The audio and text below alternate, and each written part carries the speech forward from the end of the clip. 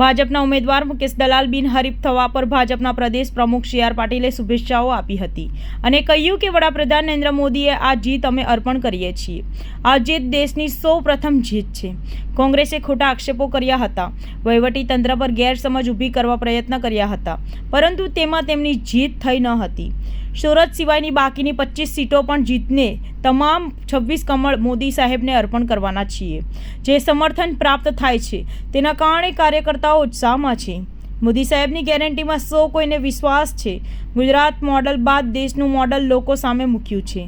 સર્વાંગી વિકાસ સાથે સૌ કોઈનો સાથ અને સૌ કોઈનો વિશ્વાસની વાતને સમર્થન મળી રહ્યો છે, તેમ પાટીલે વધુમાં જણાવ્યું હતું. લોકસભાના ઇલેક્શનમાં ફોર્મ પાછું ખેંચવા માટેનો છેલ્લો દિવસ હતો. 3 વાગ્યા સુધીનો સમય હતો. કોંગ્રેસ પાર્ટીના ઉમેદવાર અને એમના ડમી ઉમેદવાર એ બંનેના ફોર્મ રદ થયા હતા. ત્યાર પછી ભારતીય જનતા પાર્ટીના ઉમેદવાર ભાઈ શ્રી મુકેશભાઈ દલાલ અને અન્ય 8 ઉમેદવારો હરીફાઈમાં હતા. એ 8 ઉમેદવારો કેટલીક પાર્ટીના કેટલાક અપક્ષ ઉમેદવારો હતા. એમણે આજે પોતાનો ઉમેદવારી પાછી ખેંચી લેવાને કારણે સુરત કલેક્ટરશ્રી દ્વારા શ્રી મુકેશભાઈ દલાલ, જે 24 સુરત લોકસભાના ઉમેદવાર હતા, એમને બિનહરીફ ચૂંટાયેલા જાહેર કર્યા છે.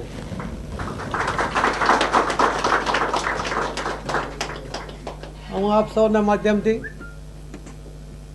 સૌ ગુજરાતના ભાઈ બહેનોને પણ મેસેજ આપવા માંગુ છું કે ઇલેક્શન પહેલાં જ જે રીતે કોંગ્રેસે ડ્રામા કર્યો, પહેલો આક્ષેપ કર્યો કે એમના જે ઉમેદવારના ટેકેદારો હતા એમનું અપહરણ થયું છે.